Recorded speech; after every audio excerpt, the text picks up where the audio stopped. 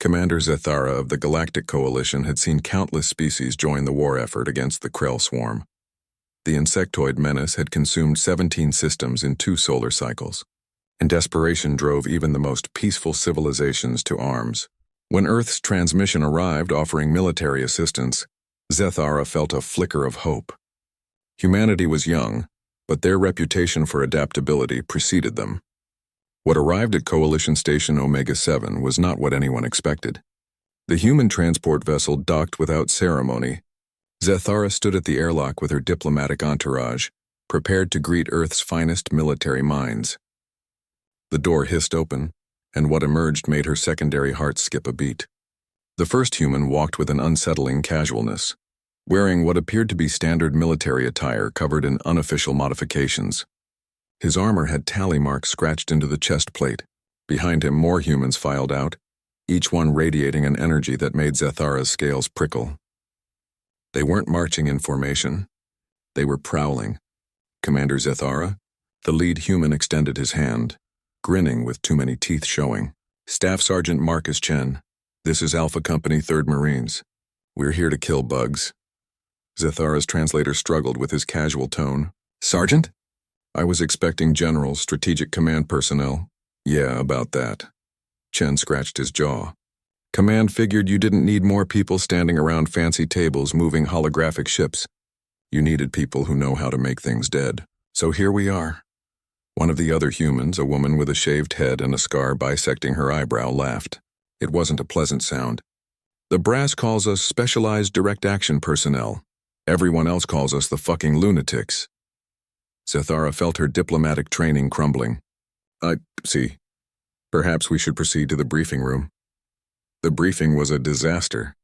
Coalition Admiral Vren, a methodical Kaltorian with 17 campaigns to his credit, presented the situation with careful detail. The Krell controlled the Arteris Belt, a strategic choke point. Standard doctrine called for a siege approach, starving them of resources over 6 to 8 months. Chen raised his hand like a student. Or we could just go in and kill them all next week. The room fell silent. Vren's eye stalks twitched.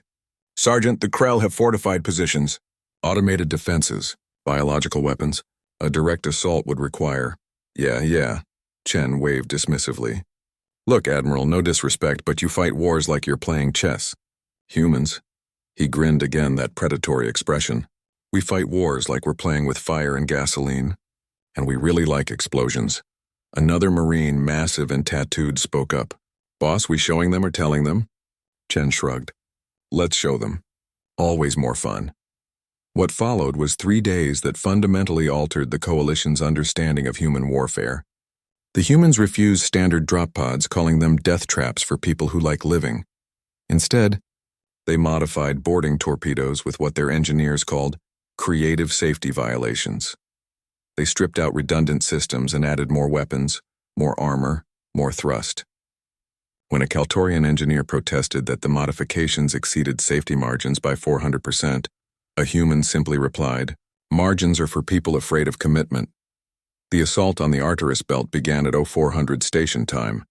Coalition forces watched from a safe distance as human torpedoes screamed toward the Krell fortifications at speeds that should have liquefied their passengers. The humans called it hot dropping. Coalition analysts called it insanity. Chen's voice crackled over comms. Alpha Company, this is actual.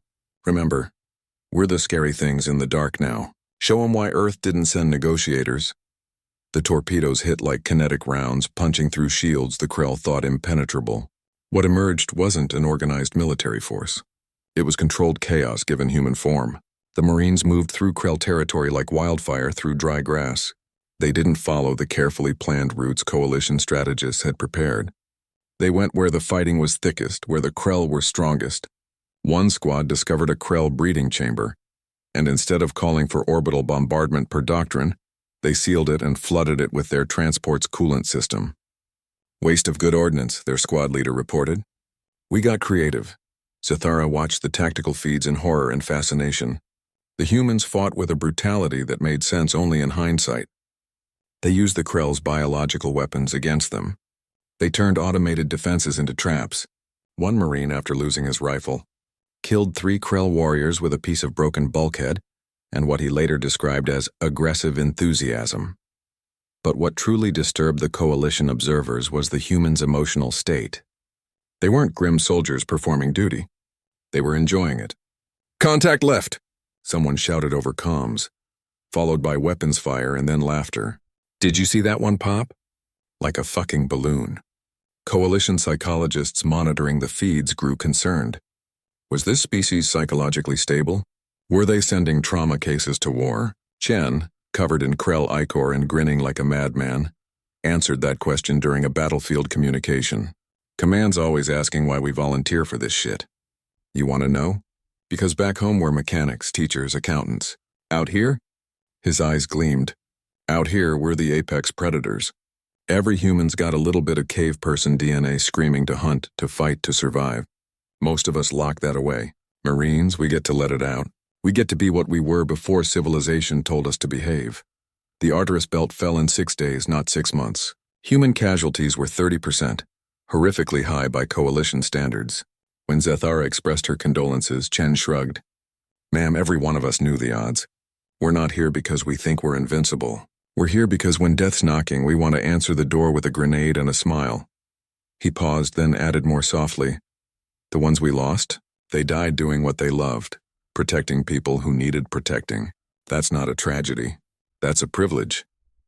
As the human transport prepared to depart for the next war zone, Zethara approached Chen one final time. "Sergeant, I must ask. Earth's dossier on your unit listed you as suitable for high-intensity combat operations. What does that actually mean?" Chen's grin returned. "It means back on Earth, people like us don't quite fit. We're too aggressive, too intense, too comfortable with violence. Society doesn't know what to do with us. But out here, fighting monsters in the dark," he gestured to his Marines, who were loading gear and laughing about something. "Out here, we're exactly what the galaxy needs. Earth didn't send generals because generals would try to fight smart. They sent us because sometimes the universe needs people crazy enough to fight mean." As the human vessel departed, Zethara filed her report. Earth's contribution to the war effort was unprecedented, effective, and deeply unsettling. They hadn't sent their best and brightest. They'd sent their most ferocious. The Krell swarm, she noted, should be terrified. Because humanity had found the perfect use for its monsters: point them at bigger monsters and step back. The galaxy would never be the same.